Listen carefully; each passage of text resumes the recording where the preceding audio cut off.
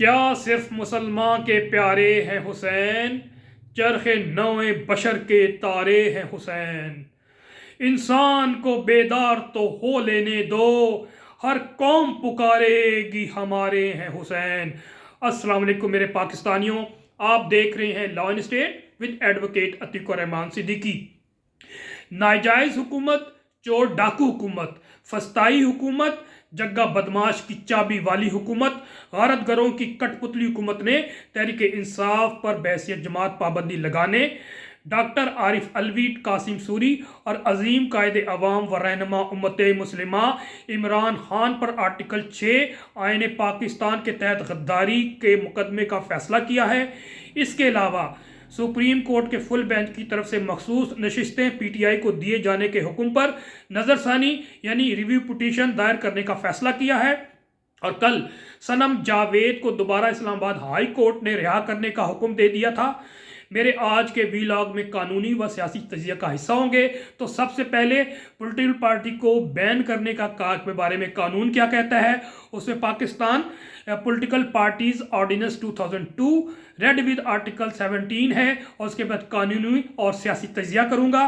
قانون یہ کہتا ہے کہ where the federal government is satisfied that political party is a foreign aided party or has been formed or is operating in a manner prejudicial to the sovereignty or integrity of Pakistan or is indulging in the terrorism, it shall make such declaration by notification in the official gazette within 15 days of making declaration under class 1.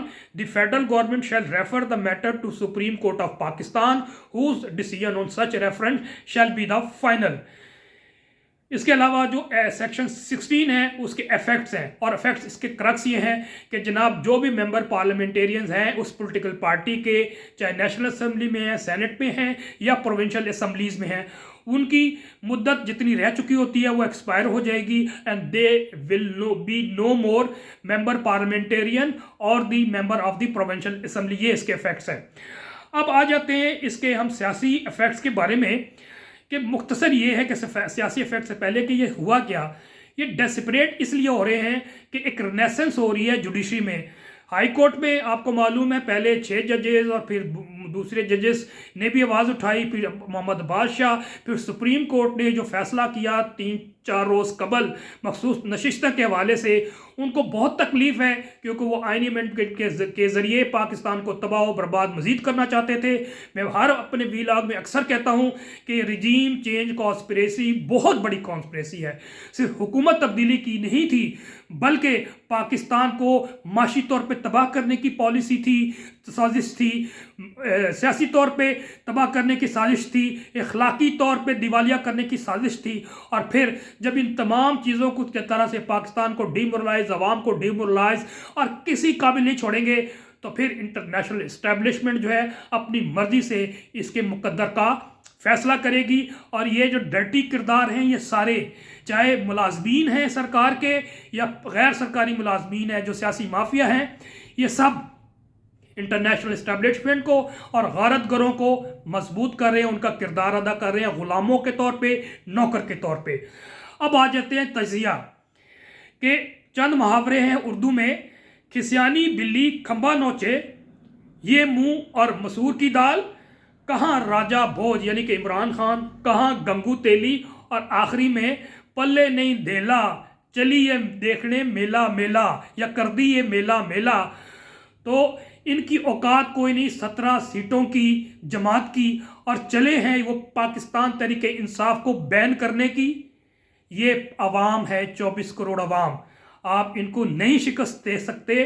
آپ نے بین تو کر دیا تھا نا، آپ نے 2 سال میں کرش کر دیا، کیا نہیں کیا ڈیٹیل میں نہیں جاتا، پارٹیاں بنا دی، لوگوں کے اغوا برائے بیان ہوئے، تباہ و برباد کر دیا، کیمپین نہیں ہوئی، کھمبے کھڑے کیے تھے عمران خان صاحب نے، پی ٹی آئی کے پیسے نہیں، نہ بلے کے نشان سے آزاد کھڑے ہوئے تھے، کسی کو گونگلو، کسی کو ٹماٹر، کسی کو بینگن، کسی کو لوٹا، تو یہ ساری چیزیں کر کے بھی آپ نے دیکھ لیا 2/3 میجارٹی۔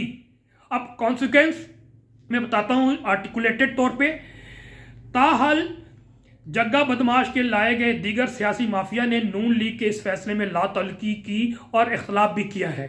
आपको मालूम है।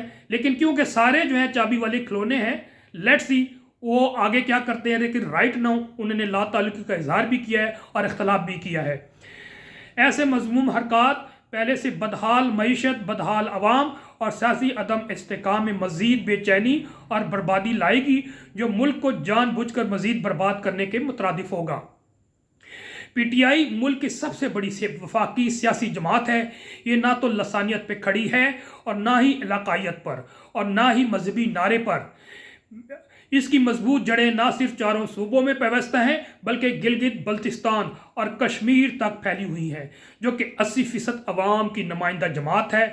17 सीटें लेने वाली जमात को कान से पकड़कर ऐसी हरकत करने वाले मुल्क दुश्मन हैं, गद्दार हैं। इनके खिलाफ अवाम में नफरत मजीद बढ़ेगी, गो के पहले भी नफरत कम नहीं। एक और जाविये से अगर देखा जाए, फर्ज कर लेते हैं तो रजीम चेंज साजिश में मुलविस ये लोग सवा 2 सालों में PTI को फस्तायत के तर्ज पर क्रश करने में कोई मजमूम हरबा आजमाने से न बाज आए, मगर आज़ाद उम्मीदवार बगैर किसी इलेक्शन के कैंपेन के 70% सीटें जीतने में कामयाब हो गए। खान ने खंबे खड़े किए थे विदाउट एनी कैंपेन, तो फिर भी 70% जीते थे फॉर्म 45 के मुताबिक, और जीते हैं। KPK में तो कौमी असम्बली की 44 में से 42 और सूबाई असम्बली की 115 से 106 सीटें जीतने में कामयाब हुई। लिहाजा वर्ष सोच भी लिया जाए कि सुप्रीम कोर्ट के जजेस चंद टाकों के खातिर अपने ज़मीर का सौदा कर भी लें और PTI को बैन कर भी दें, तो क्या आवाम को ख़त्म कर देंगे? जिनके दिल इमरान खान के साथ धड़कते हैं वो धड़कते रहेंगे। लिहाजा हराम खोरो, आग से मत खेलो, आग से खेलना बंद करो और आवाम से लड़ना बंद करो, वरना तुम्हारी दास्ताना होगी। दास्तानों में अपनी नस्लें मत खराब करो। इन बातिल ताकतों को, इन यजीदियों को आवाम हर महाज पर शिकस्त देगी। ना तुम खान को तोड़ पाओगे, ना PTI को, और ना आवाम को दबा पाओगे। इसके बाद गद्दारी के मुकदमे डॉक्टर आरिफ अलवी, कासिम सूरी और अजीम कायद इमरान खान पर जो बनाने की कोशिश कर रहे हैं, उस हवाले से कानून क्या कहता है। एक हाई ट्रीजन पनिशमेंट एक्ट है 1973, और इसके अलावा जो प्रोसीजर होता है वो criminal law amendment special court act 1976 में मौजूद है, जिसमें वफाकी हुकूमत एक स्पेशल ट्रिब्यूनल कायम करेगी और उसमें ट्रायल होता है। और माजी करीब में मुशर्रफ के साथ ये हुआ। ट्रायल के बाद इन एब्सेंशिया उनको सज़ाए मौत दी गई, और फिर क्या उसका फेट हुआ कि हाई कोर्ट में कि ये जो प्रोसीजर अडॉप्ट किया गया था अंडर द लॉ, वो गैर कानूनी थी, नल एंड वाइड एबिनिशो करार दे के ख़त्म कर दिया गया। बहरहाल अब इस पे मेरा तज्जिया जो है सियासी, वो ये है, गद्दारी अगर आइनी तौर पर तज्जिया किया जाए तो इस गलीज़ सियासी माफिया ने, कठपुतली हुकूमत ने, कुछ सरकारी मुलाजिमीन से मिलकर जो कुछ सवा 2 सालों में किया वो गद्दारी है। तमाम रजीम साजिश करने वाले किरदार आइन को सवट करके पहले 2 सूबों में इलेक्शन ना करवाने पर गद्दार है। फिर आम इंतखाबात आइन से इनहराफ करते हुए बर वक्त इलेक्शन ना करवाने वाले सब गद्दारी के मुर्तकिब हुए हैं। मजीद बरा 8 फरवरी को कम अज़ कम 2/3 मेजॉरिटी से जीती हुई पार्टी से रात के अंधेरे में गुंडागर्दी और ताकत के जोर पर अवाम के सारे मैंडेट पर डाका डालकर एक 17 सीटें जीतने वाली पार्टी को फाशिस्ट और गैर हानी हुकूमत बनाकर अवाम को यरगमाल बनाने वाले सब गद्दारे वतन हैं। आखिर में, और जो सनम जावेद को पहले 2 रोज़ कबल मलिक मोहम्मद इमरान खान ने FIA के केस में डिस्चार्ज किया, उसमें मैं प्रोसीडिंग में शामिल था, और कल की प्रोसीडिंग हाई कोर्ट में हुई क्योंकि उनको बलुस्तान पुलिस वाले आ गए अरेस्ट करने के लिए।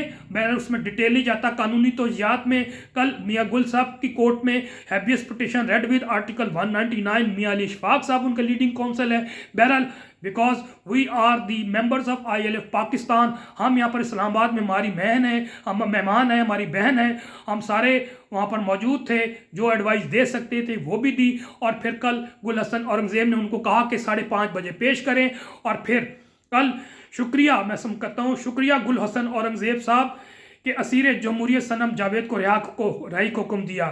جج صاحب نے کہا جمعرات کو صنم جاوید کے کیسز کا پورا 14 ماہ کا ریکارڈ لے کر آئیں۔ یہ پروسیکیوشن کو ہے کب کیسے گرفتار ہوئی، ایک اچھی ججمنٹ آنے والی ہے کہ آئندہ ایسی گرفتاریاں نہ ہوں گی۔ پہلے ہائی کورٹ نے چند روز پہلے ہائی کورٹ لاہور نے دیا، جسٹس علی اسجد گرال نے اور ضیاء باجوہ صاحب کی ڈی بی نے، اور کل میں امید کرتا ہوں پرسوں بہت بڑی ججمنٹ آئے گی اور بڑی ڈیٹیل ججمنٹ آئے گی جس میں ان کے ہاتھ پیر مزید پھولیں گے۔ اب جج بیدار ہو چکے ہیں، حسینیت کے رستے پہ چل رہے ہیں، اپنے کانشیس پہ فیصلہ کر رہے ہیں۔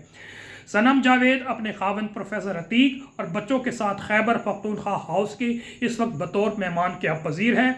میری ILF ٹیم کا شکریہ جو بھرپور تعداد میں تمام پروسیڈنگ میں موجود رہے۔ آپ سب آباد رہیں۔